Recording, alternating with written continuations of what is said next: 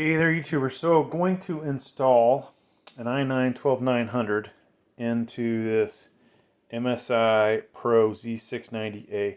Now you might have noticed this is the one I picked up off eBay for $60. Damaged, but otherwise in perfect working condition, which is great. So that said, why am I putting the 12900 in this one? It all has to do, folks, with the two 1x8 CPU power connectors. I wanted to do a future video showing what the benchmark scores are if you just have one 1x8 plugged in, how much power it uses, and then again with two 1x8s plugged in, show the benchmark score and how much power it uses. So let's go ahead and get started. Now, of course, the camera is, blocking me somewhat from doing this in a comfortable way, but there is our i9-12900. We've used this in multiple motherboards. First thing I'm going to do, folks, let's slide this a little bit this way. I'm going to press this down and up and away, and then I have to manually lift that up. I'm going to rotate this so you guys can see a couple things. First, there's a little triangle right here where my thumb is. Alright. It may or may not be on this guy here. That'll pop off in a second. What we're doing is trying to line up this little triangle. If you can see it right there with that triangle, okay? Otherwise, print reads from left to right. The I/O shield, the way I've got this oriented, is to the left. So left to right, CPU's going in that way, the little triangle. Multiple ways really to look at it. Now the other thing is looking at the grooves that are in this. 2 grooves on top, 2 grooves in the bottom. This CPU is only going to fit one way, so if you put it in wrong, don't try and overpower it in, basically. You should be able to see easy enough when it's in there.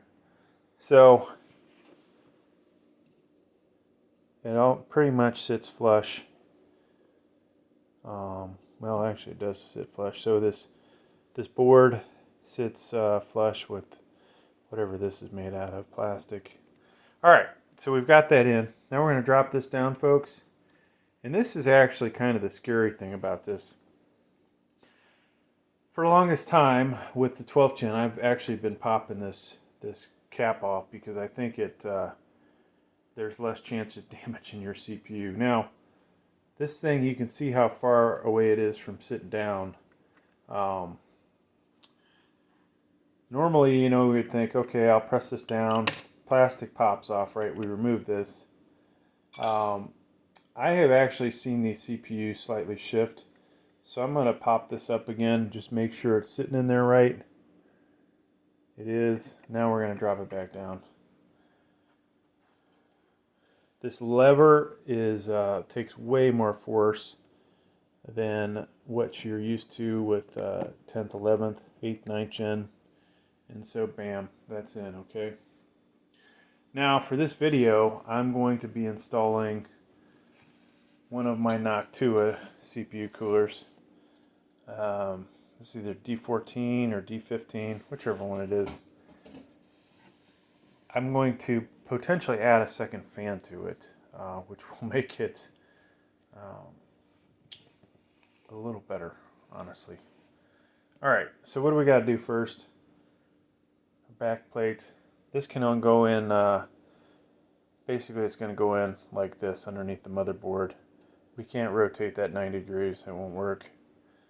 So I'm just going to lift this up and hopefully find the hole. Hopefully you guys don't have that problem. If not, you just need to practice more. Alright, so now we've got all these parts. I am using the LGA 1700 kit, okay? I bought it. If you buy this CPU cooler new right now, you should get that kit.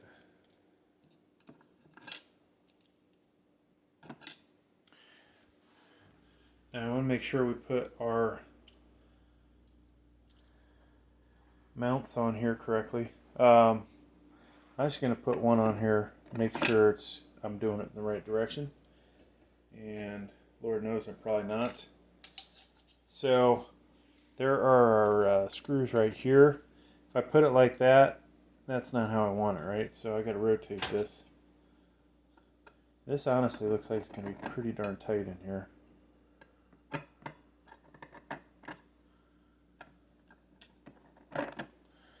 And then add the second one. Not that you need to see it, but now you can see that's oriented the right way. And this guy is pretty much symmetrical. Now sometimes before I put this plate on, I'll accidentally put the thermal paste on, even in the videos. It's best to get this thing squared away correctly. It's so easy to accidentally smear thermal paste all over the place. So now we're just adding the nuts and getting them on here. And now we're going to come back with a number 2 Phillips. Tighten them down. That's in there pretty good.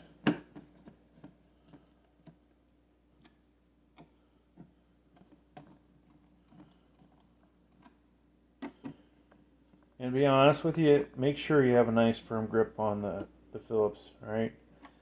Hell, if you gotta use 2 hands, you gotta use 2 hands, but you do not want to end up dropping your Phillips head onto the motherboard and potentially damaging something.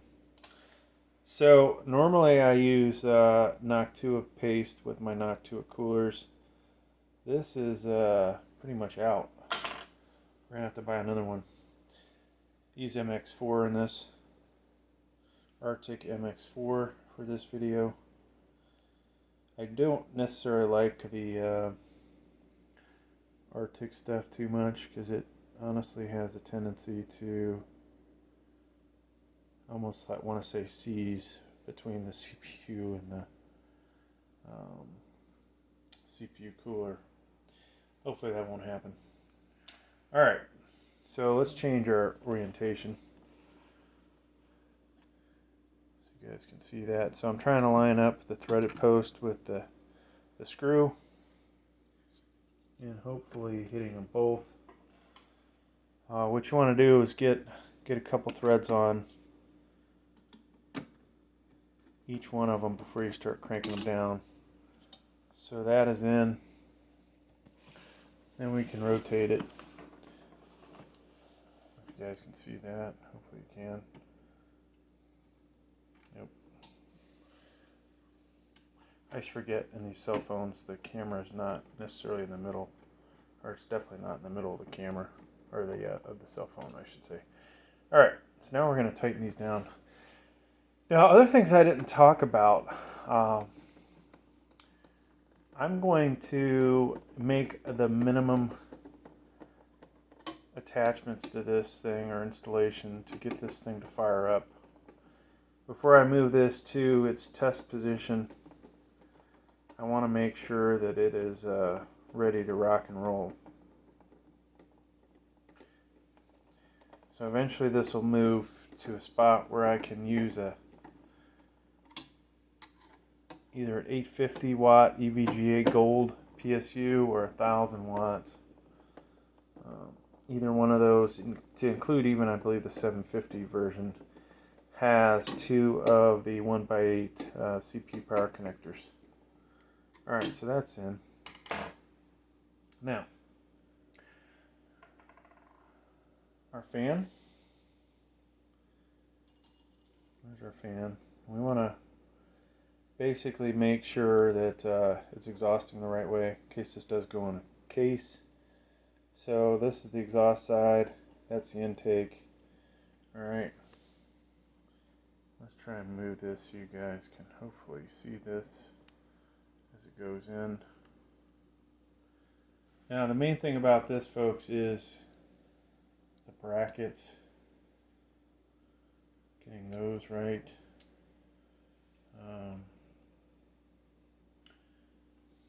And you want to make sure you know where your CPU fan is.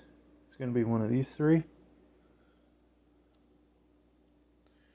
So let's go ahead and drop this in, which means we want the cable on this side, okay? So I'm dropping it down in there. And trying to get this thing to sit low. I will say, folks, this CPU cooler is a huge pain in the ass inside of a case. So hopefully you saw how I did that. And we're going to do the other side. And voila. So that's on.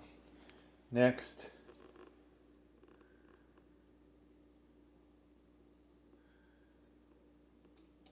should be this outside one, or this one here.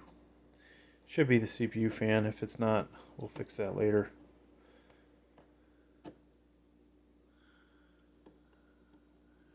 This can go in only one way. And I've got all this light coming off the cell phone and it's not helping me. Alright, so that's in, folks. Let's make some other adjustments. So let's talk about our power supply we're going to use for the next video, EVGA 850BQ. And this one has two spots for CPU power. So I'm going to go ahead and add this one to it, just to get that step out of the way for later. Now, folks, you always want to make sure you use the cables meant for the power supply that you're using. In this case, they are EVGA GQ. A lot of the cables, as far as I know, in the GQ line are compatible with other GQs. Not necessarily the case for GQ to BQ, and definitely not the case for other brands. So from here, folks, we're going to kind of simulate some connections, okay, that you would make if you were actually going to do this installation in a case. Now, of course, in a case, we would run things differently. We would connect the 24-pin power would actually go up underneath the motherboard and pop out one of the holes in the case, right? But in this case, we're kind of doing this like on a test bench. So, and if you can wing it like I'm doing, test it outside of the case. I usually use these boxes that come with them. Alright, so there's that. That was a 24-pin power connector. Now let's go ahead and hook up I'm going to hook up one of our CPU power connectors for now. I'll do this guy right here. So most likely this would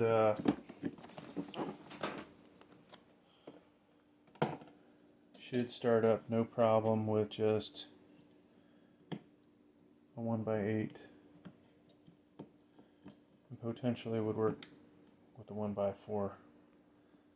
So there's that HDMI cable here. I'm just going to go ahead and hook up get the monitor going. Now, since we do have integrated graphics on the CPU, I can get that out of the way.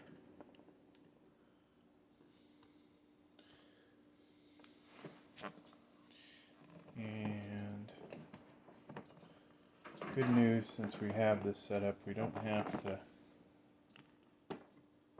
have graphics card on here. So let's talk connectors. If you had on your case USB 3.0, you'll have one of these connectors coming from the case, okay? This can go in only one way, and you want to find, yeah, there's the side that's slotted, and we'll just drop that in. Not that we don't need it for the next video, but just to show you guys that aspect. This is going to become rather difficult outside of the case, but so I'll just show you guys these connectors over here. You have a USB 2.0 for this case. Some cases may or may not have that if you have USB 3.0, and then we have HD audio. These can go in only one way. Notice there's one of the holes is filled. We need to line that up with the motherboard. In this case, it's this front one that's missing, so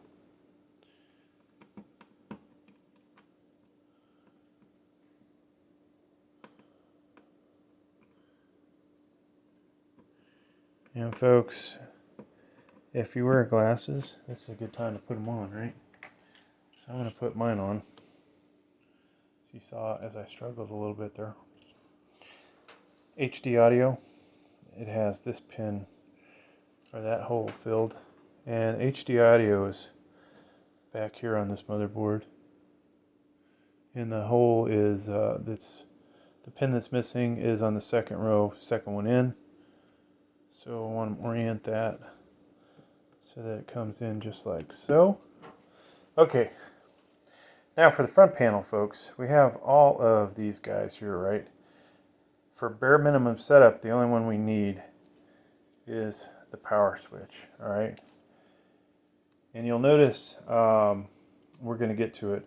We're going to need RAM, and we will need, we do not need the solid state drive or a hard drive, okay, to fire this up.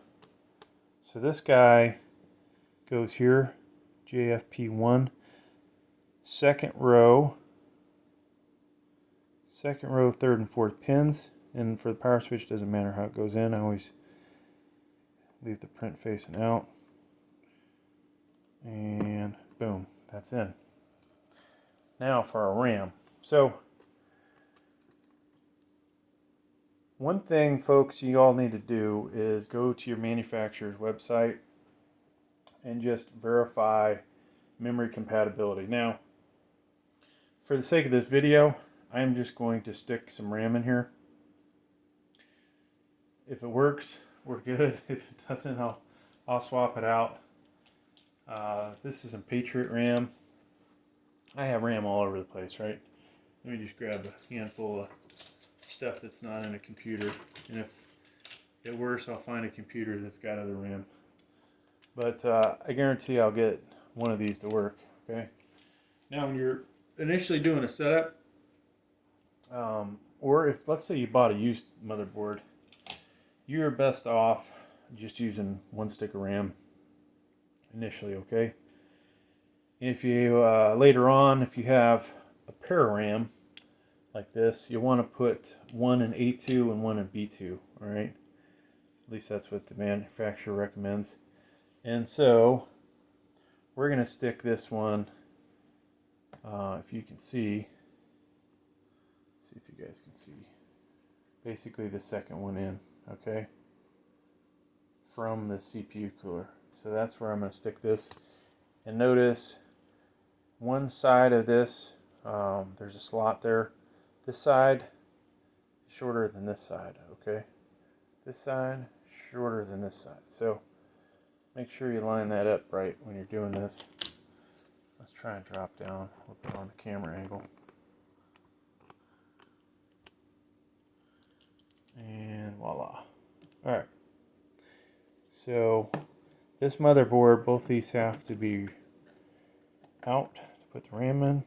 Some motherboards, one side will be locked in and the other won't be, but we hope to hear a double click.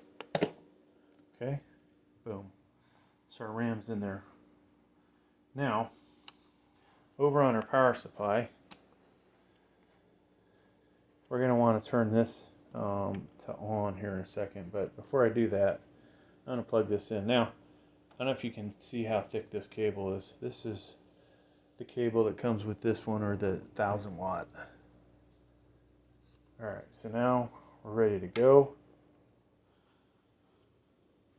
We have our monitor plugged in. And I'm not going to bring this around to the monitor, but let's go ahead and hit power. We've got some action over here. You can see the fan blades are going. And alright, so the monitor says, please enter setup to configure your system. Plus I don't have a keyboard hooked up. But it is, it's in BIOS. So, what else does it say?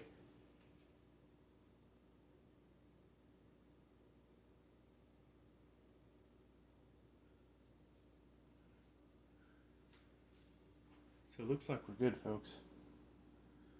We're going to hook up a mouse. Double check that we plug the CPU cooler in the right spot. We have one light on, which is probably for a hard drive, yeah, because there's no operating system. And otherwise, good to go. This, if you want to see the other video where I plug in the second CPU power connector and do some benchmarks, that will be available to you all via link down below. Thanks for checking out the video. Please like, please subscribe. Thank you.